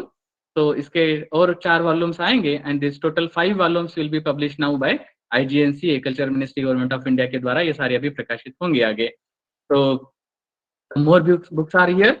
तो ये आज़ादी के बाद का जब अध्ययन करना है तो सर्वजीत बाघा की किताब को आप देख सकते हैं और बाद में प्राचीन से लेकर आधुनिक तक के इसमें ये अनुराग माथुर जी की किताब है या फिर जैसे ईश्वर नागेरेड्डी जी के बारे में मैं बात करता रहा, उनकी एनसाइक्लोपीडिया ऑफ इंडियन आर्किटेक्चर की किताब है, encyclopedia of Indian art and architecture है। चतुर्वेदी जी की एक किताब है। आर्ट की जब हम बात करते हैं तो the heritage of Indian art जो है, तो ये वासुदेव अग्रवाल जी की जो किताब है उसको देख सकते हैं। इंट्रोडक्शन टू इंडियन आर्ट जो है कुमार स्वामी जी की किताब है, आनंद कुमार स्वामी जी की। So these all are few examples only. हमारे पास हजारों की तादाद में ऐसे भंडार उपलब्ध है। जिन 64 कलाओं की हम बात कर रहे थे, गीत विद्या से लेकर के व्यायाम विद्या तक जो है, ये सब को आप यहाँ पर देख सकते हैं। इन 64 कलाओं में से एक भी कला को खुद के अंदर उतारने का प्रयास कीजिए। आने वाली जनरेशन के अंदर जो है उसको इम्प्लीमेंट करने का प्रयास कीजिए, ताकि हम अच्छाई की ओर इस जनरेशन को ले जा सकेंगे। इतनी ही विनती करता हूँ। और अब तक के सारे सेशन में अगर कुछ गलतियाँ हुई हो या टेक्निकल या जो भी समस्याएँ आई हो, जो भी प्रॉब्लम्स हुए हो, उसके लिए मैं आप सभी के हाथ जोड़ कर के जो है क्षमा माँगता हूँ और आप सभी का धन्यवाद ज्ञापन करता हूँ। Humbly thankful to all of you and be proud as a Indian always. हम सब भारतीय हैं, इसका हमें हमेशा गर्व होना चाहिए, क्योंकि हमारी संस्कृति की जड़ें वसुधैव कुटुंबकम में हैं। सारी दुनिया हमारा परिवार है। जोजे वांछिल तोते लाहो, क्योंकि हमने जो है प्रार्थना में हमेशा सर्वे भवन्तु सुखिनः माँगा है। तो इतने उच्च और उदात्त संस्कृति के जो है हम उस धरोहर के पाइक है उसको आगे ले जाने का हम सब मिलकर के प्रयास करेंगे। फिर से एक बार जो है कुछ गलतियाँ हुई हो तो उसके लिए मैं क्षमा माँगकर यहाँ रुकता हूँ। अगर कुछ क्वेश्चन्स है तो ज़रूर पूछ सकते हैं। चैट बॉक्स में एक बार पहले हम देखेंगे फिर बात करेंगे। बाबूजी ने यहाँ लिखा है in Mysore there is an permanent exhibition of sand sculptures by an individual sculptor. Thank you Babuji, हमेशा हमारे लिए जो है मार्गदर्शक रहे हैं। आज भी वो यहाँ उपस्थित रहे, मुझे बड़ी खुशी हुई शिवशंकर बाबूजी। और उन्होंने चैट बॉक्स में और भी कुछ जानकारी हमारे लिए लिखी है, ये भी बहुत अच्छी बात है। There is also museum of musical instruments in Mysore having a Guinness record. Yes, thank you. और बैंगलोर में भी एक बहुत सुंदर म्यूजिकल इंस्ट्रूमेंट म्यूजियम है। उमा जी ने यहाँ लिखा है, could you please share Mughal architecture Vijayanagar and Pandya PDF books. Okay Huma ji, अगर आपने शायद लास्ट समय अगर बताए होते तो छायान तिवारी जी को मैंने शेयर किया, आपको भी करता था। Okay, today I will also share this. Somnath temple renovation after independence. Yes, okay Chhayan ji, renovation के बारे में मैंने यहाँ पर कहीं भी ये नहीं किया है, क्योंकि जो नया निर्माण हुआ है बस उसको हमने दिखाने का प्रयास किया। अनिता जी ने लिखा है, rock garden was the recycling of waste material. Yes, thank you. Infosys Mysore hostel complex is structured in group plan of English letters so that when you look from sky, Infosys is seen. Yes. इस तरह से कुछ और भी बिल्डिंगें बनी, जैसे हमारे यहाँ लातूर जिले में उदगीर में एमयू महाराष्ट्र उदयगिरी महाविद्यालय उदगीर, इसकी बिल्डिंग बनी और भी कुछ बिल्डिंगें इस तरह से बनी हुई है। तो ओके, थैंक यू। यहाँ पर जो सवाल थे, दीपक जी ने यहाँ लिखा है आर्किटेक्चर बुक्स के नेम और 64 कलाओं का लिस्ट ग्रुप में रखिएगा। ओके ठीक है, मैं शेयर करता हूँ। Can you please give some more reference for the Dharma Chakra. Okay, I will share that also. और कुछ रह भी गया तो आप मुझे पर्सनल व्हाट्सएप मैसेज भी जरूर कीजिएगा, उसके द्वारा भी हम ये करेंगे। So before stop, I humble request to all of you, please on your videos. जैसे मैंने हमारे ग्रुप में भी पहले कहा था, रिकॉर्डिंग भी मिलेगा। यस, ये रिकॉर्डिंग भी मिलेगा, ये तो परमानेंटली रहेगा, so don't worry about that. When will next session started? So next session तो नहीं होगा, मगर कोर्स जो है हमारा नेक्स्ट शायद हो सकता है कि अगले महीने के अगस्त के लास्ट वीक में या सितंबर में होगा, मगर एसएनडीटी यूनिवर्सिटी उसका निर्णय करेगी और वो शुरू होगा। So thank you. जहाँ भी इतने ये लिखे हैं तो आप मुझे अप्रिशिएट किए हैं, उसके लिए humbly thankful to all of you. So request to all the participants, please on your video. Vaishali ji, Shweta Singh ji, Bindu Subramanya जी, दिशा जी, स्नेफी जी, मेरू जी, अंबिका जी, सभी लोग अपना वीडियो बस 1 मिनट के लिए ऑन कीजिएगा, जिनको भी पॉसिबल है। और आपकी तरफ भी आप कृपया स्क्रीनशॉट लीजिएगा, क्योंकि मुझे मेरा ही स्क्रीनशॉट में ये नहीं दिखता है। सो यस, कृपया मैसेज लिखना बंद कीजिए, क्योंकि वो स्क्रीनशॉट में आ जाएगा। बाबू सर भी हमारे सामने हैं। सो सभी सीनियर मोस्ट जितने भी यहाँ उपस्थित है, उन सबके आशीर्वाद के विनम्र प्रार्थना।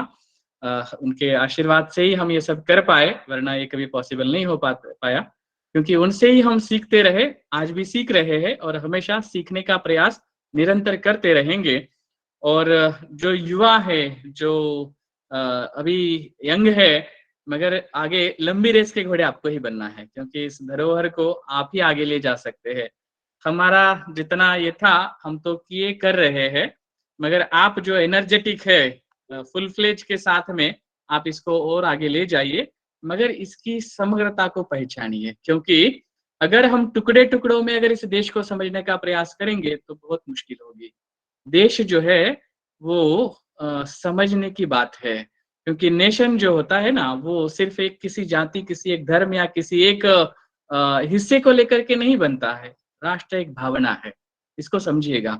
जब इस भावना को समझेंगे तभी जाकर के राष्ट्र राष्ट्र रहेगा, वरना और कितने टुकड़े हो जाएंगे ये कभी पता नहीं।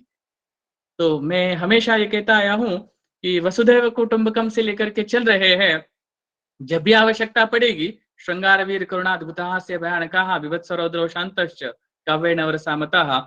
जब आवश्यकता पड़ेगी, रौद्र रूप भी दिखाएंगे, वीर रूप भी दिखाएंगे, मगर जब आवश्यकता हो तो मन में प्यार जो है वो निरंतर बहने दीजिए, क्योंकि नफरत की आंधी खुद को भी जला देती है। इसको याद रखिएगा। बस इन्हीं शब्दों के साथ मैं यहाँ रुकता हूँ। किसी को अगर कुछ कहना है तो आप कृपया अनम्यूट कीजिए और कह सकते हैं। मैं शिवशंकर बाबू जी से विनती करता हूँ, राहुल जी जो भी बात करना चाहें जरूर कर सकते। Yes Rahul ji please. Sir मुझे जानना था कि जैसे क्या हमको जितने भी अब तक सेशंस हुए हैं वो हमें एक बार और फाइनल मिल सकते हैं क्या देखने के लिए? एक पीडीएफ फाइल मैंने शेयर किया था, शायद आपने देखा नहीं होगा। मैं आज भी शेयर करता हूँ। उसमें मैंने सारे रिकॉर्डिंग लिंक शेयर किए हैं, भले ही हमने ना लिए हो, मगर जैसे अभी बाबू फॉर हेरिटेज शिवशंकर बाबू जी के यूट्यूब चैनल में कुछ बहुत अच्छे वीडियोज उन्होंने ये किए हैं। सो उसके भी लिंक्स हमने उसमें डाले हैं कि इस लिंक्स को भी जरूर देखिए अध्ययन करने के लिए। जैसे हमारे ईशान अगेडी जी है, प्लीच इंडिया प्लीच फाउंडेशन के द्वारा वो कुछ लेक्चर्स आयोजित करते हैं, उसको हमने किया है।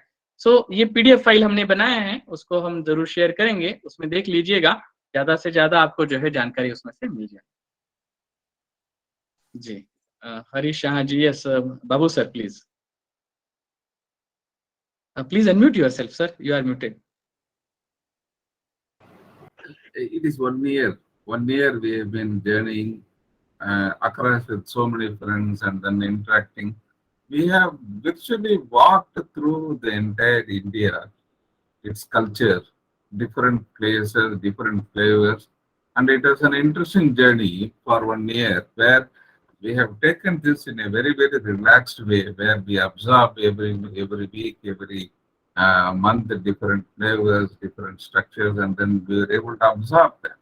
So that is a fairly beautiful and then enjoyable journey, like slowly driving among a scenic valley in a car and then looking around, not like going past 80 kilometers and taking the battery. We were literally enjoying the journey, and it was a fantastic visual delight of different people, different perspectives, and in a way, I'm sad that it is getting ended, but we will continue with the other presentations. And happy that I was also part of some of the presentations, and happy that I was able to listen to a lot of different perspectives. One point was that one good thing about this is having taken this in a leisurely space, we are able to understand or absorb something. I will narrate my experience. Last month, I conducted a 14-part seminar for Tamil Heritage Trust as an Indo-Fest, which covered around 14 dynasties and their temple architecture styles. presented by industry leading scholars in that particular area. But the feedback from customers or the heritages is, this is too much. It was conducted over a period of 3 days, and that too only two sessions per day. They felt that it is very, very overwhelming, because all of them are very powerful and overwhelming presentation, and people couldn't digest it beyond a point. The structure I recommended was that even if you are not able to digest, leave it, come back and listen to it after some time, and it will be far more easier. But this course is perfectly aligned in terms of timing, in a relaxed, like a river in the final journey, very relaxed and smooth, calm, no turbulences. And every week, every month, we learned a new thing. That was really very good and happy. And the other thing I liked about this course is, instead of keeping things, you have been sharing a lot of collected material, and this is also has been helpful in for the student community for further research, and I think that was really useful. Thank you, and then looking forward to get associated with you in more and more problems. So these 14 lectures on different dynasties, I will share it with you in the group, or I will share to Bhujang sir, and he can share it. And all of them are reference presentations by our super seniors who are in the field, or one of the leading experts in the particular form of art. So that will be a good learning for everybody to give references as a presentation. That will be a one place where you get almost all bulk of the big temples that were there between 9th and 13th century. So that is a really good thing. And I casually joined this today's presentation, and it was pleasantly surprised to walk through so many new and different kind of architectures and then forms of art. It was very nicely collated, and if there is any Excel sheet or something, or link or something, that will be very useful for us to explore different art forms. That will be a really good thing. And excellent session today. Thank you, sir. Thank you, sir. Humbly thankful to you. बहुत बहुत धन्यवाद।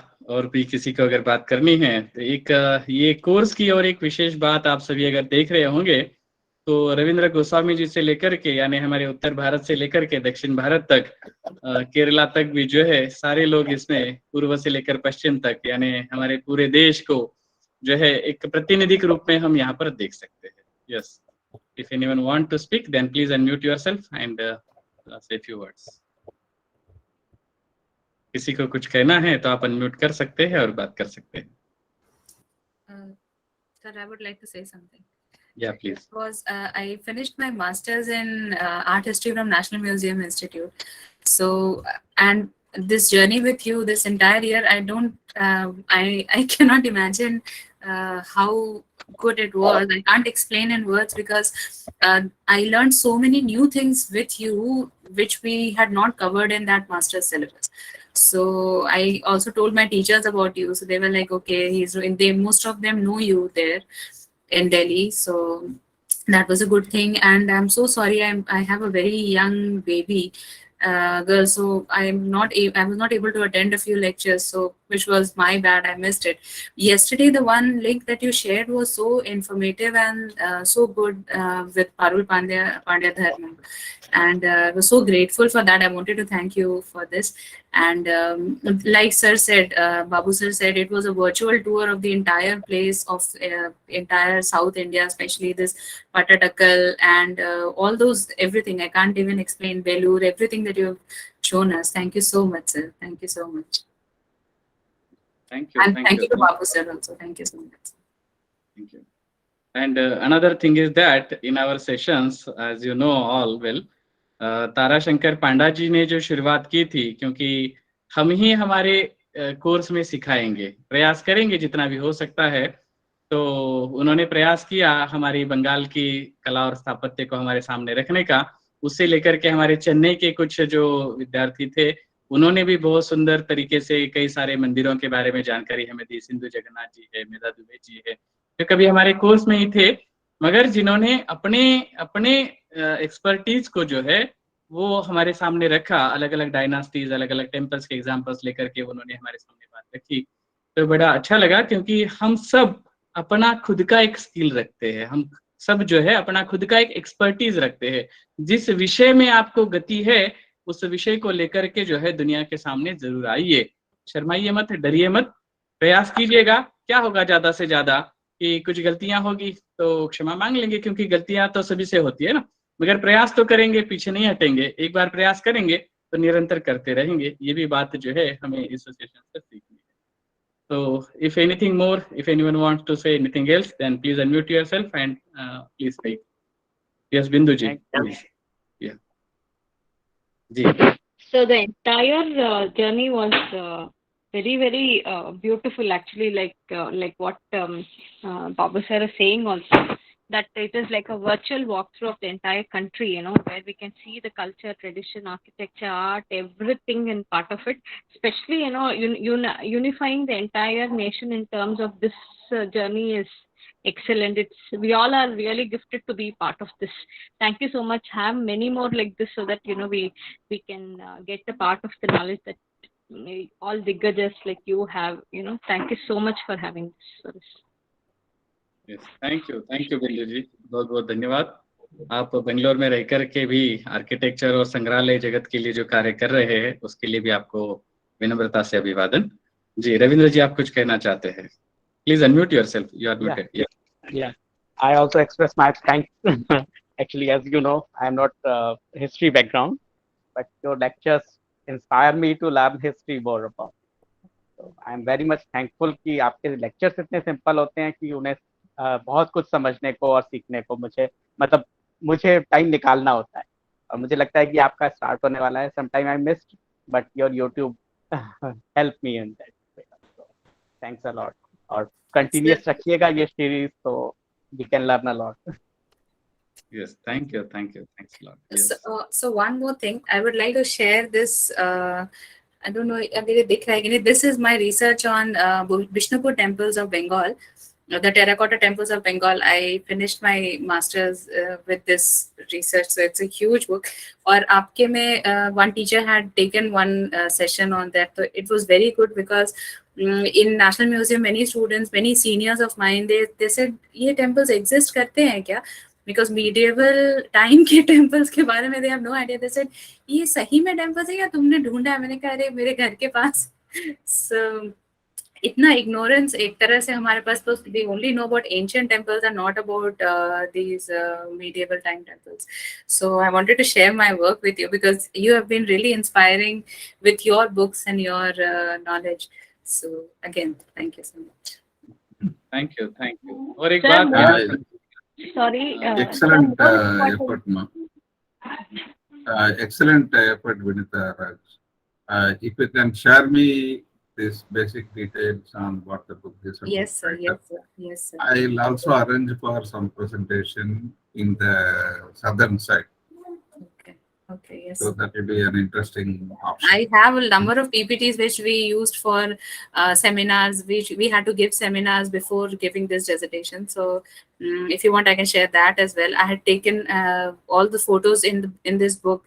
Half of the book is photos, and that is all of that I've clicked. So I would like to share with you.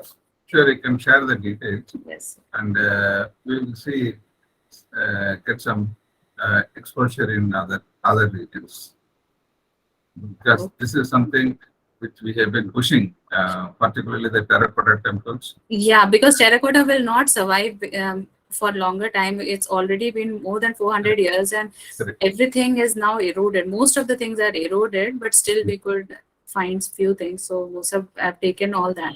I'll share this thing with you, sir. Sure. Thank you. Thank you, sir. ये भी बड़ी खुशी की बात है कि हम सब लोग जो भी कार्य कर रहे हैं अपनी अपनी जगह पर, वो हम सबके साथ शेयर करना चाहते हैं। यही खुशी की बात है। जी, यस, बिंदु जी आप कुछ कह रहे थे, please unmute yourself. Actually, I had got the privilege of meeting Bhujang ji this year, and it is more than anything that we learned here is being humble and polite. As much as you have grown, you are that much polite and that much humble. And the best part is the the heart for sharing the knowledge. That is most important. Thank you so much. I think it's privilege meeting you. Thank you for the opportunity. Thank you. Yes, I really humbly thankful to you too, क्योंकि आप सभी से मैंने सीखा है। मैं बार बार ये बात कहता आया कि जो एक हाथ आगे करने के लिए तैयार है, उसके साथ और दो हाथ भी आगे आ जाते हैं, क्योंकि आप आपके हाथ आगे करेंगे तो दूसरे भी अपने हाथ आगे करेंगे। हमने नॉलेज शेयरिंग सेंटर की बात की है, नॉलेज रिसोर्स सेंटर में, दो today I am working as a head for the knowledge resource centre, but मैंने 225 विश्वविद्यालयों को ईमेल भेजा था, लेटर भेजा था, और उसमें हमने कहा था अगर आपके यहाँ पर 100 ग्रंथ अगर डिजिटाइज किए हुए हैं, अगर आप मेरे साथ शेयर करने के लिए तैयार है हमारे साथ, तो हम अपने पास के 100 आपके साथ शेयर करने के लिए तैयार है। एकमेका सहाय्य करू ओगे धरु सुपंथ, मराठी में बहुत सुंदर संत वचन है। एक दूजे को साथ देकर ही हम आगे बढ़ सकते हैं। सो अभी इस क्षण तक हमारे पास 1.5 लाख ग्रंथ पूरी तरह से डिजिटाइज हो चुके हैं। 5 करोड़ पेजेस हमने अभी तक डिजिटाइज किए हुए हैं। जो भी अपना हमारे साथ शेयर करना चाहता है, हम भी उनके साथ शेयर करने के लिए तैयार है। So be a part of sharing. एक क्यों हम सब मिलकर के ही एक दूजे को जो है ये दे करके आगे बढ़ते हैं। जोत से जोत जगाते चलो, संत ज्ञानेश्वर का एक बहुत सुंदर वो गीत है फिल्म का।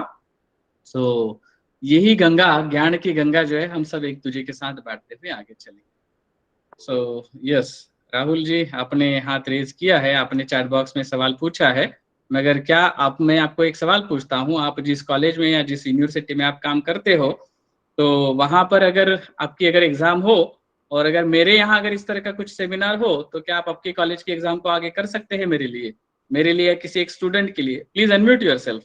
जो बात आप यहाँ पूछ रहे हैं चैट बॉक्स में, अनम्यूट कीजिएगा। आपको ही मैं जवाब पूछता हूँ कि आप अगर किसी कॉलेज के हेड है, अगर मेरे लिए या मेरे साथ किसी एक बच्चे के लिए, क्या आप अपने कॉलेज के एग्जाम को पोस्टपोन कर सकते हैं? Is it possible? ये नहीं हो सकता। तो यही आपका जवाब जो है, समझ लीजिएगा। और ऐसे सवाल चैट बॉक्स में नहीं लिखते हैं, आप मुझे पूछ सकते हैं पर्सनली भी, मगर प्रयत्न कीजिएगा समझने का इसमें क्या ऑप्शन हो सकता है, क्या हो सकता है, हम जरूर बात करेंगे। ठीक है, हाँ, मुझे क्षमा कर दीजिए। धन्यवाद आपने अपना ज्ञान दिया हम लोगों को। और क्योंकि मैंने भी अपना अभी मास्टर कंप्लीट किया है अभी एंशिएंट हिस्ट्री और आर्किटेक्चर में और आर्कियोलॉजी में, और वहाँ कोविड की वजह से हमको आर्किटेक्चर इस पर उतना ज़्यादा हमको नॉलेज नहीं मिल पाया था इस 2 साल में, और इसकी कमी आपने हमें पूरी कर दी है। जो भी आपके सेशंस पढ़े हमको, है ना, उसके लिए बहुत बहुत धन्यवाद जी। Thank you, thanks a lot. Please try to understand me. अगर मुझसे कुछ गलती हुई तो क्षमा कर दीजिए, मगर आप सभी जो है समझने का प्रयास कीजिए। यस, मेरू जी आप कुछ कहना चाहती है?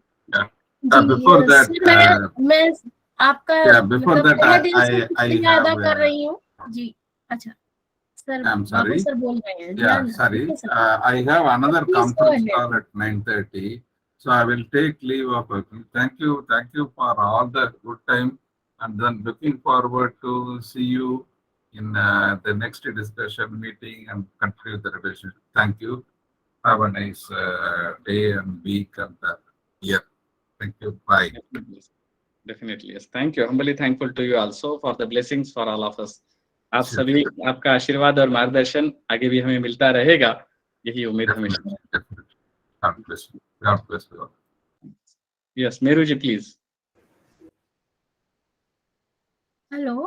Yes, sir.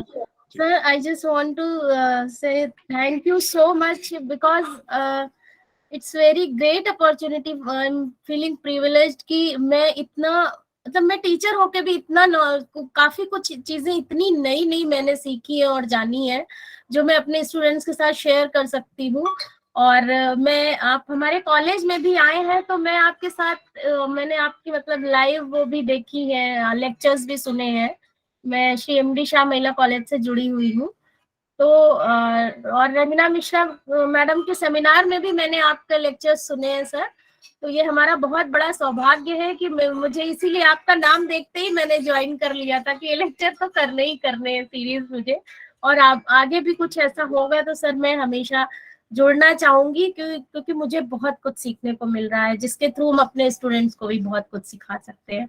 सर बहुत बहुत धन्यवाद आपका। Thank you, thanks a lot for you also. तो इन्हीं शब्दों के साथ अभी जो है हम यहाँ विराम लेते हैं। आप सभी का फिर से एक बार बहुत विनम्रता से जो है मैं धन्यवाद ज्ञापन करता हूँ, और कुछ गलती हुई तो फिर से क्षमा करें। और जिनको भी ऐसा लगता है फ्यूचर में भी हमारे साथ जुड़े रहना है, ग्रुप में तो जुड़े रहिएगा, क्योंकि एग्जाम अभी होना बाकी है। एग्जाम से पहले लेफ्ट मत होना, क्योंकि उसकी लिंक भी ग्रुप में मिलेगी। एग्जाम के लिए तैयार हो जाइए, मगर याद रखिए it's for knowledge, it's not only exam oriented. So हमेशा एक विद्यार्थी बनकर जीवन में सीखने का प्रयास करते रहेंगे, और जो भी सीखा है अपना खुद का जीवन और औरों का जीवन खुशहाल बनाने के लिए जिएंगे। Be happy with yourself, be happy with your family, and be happy with your society. So with this words I will stop here. वसुधैव कुटुंबकम। धन्यवाद।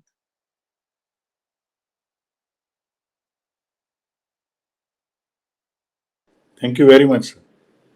Thank you, sir. Thank you, sir.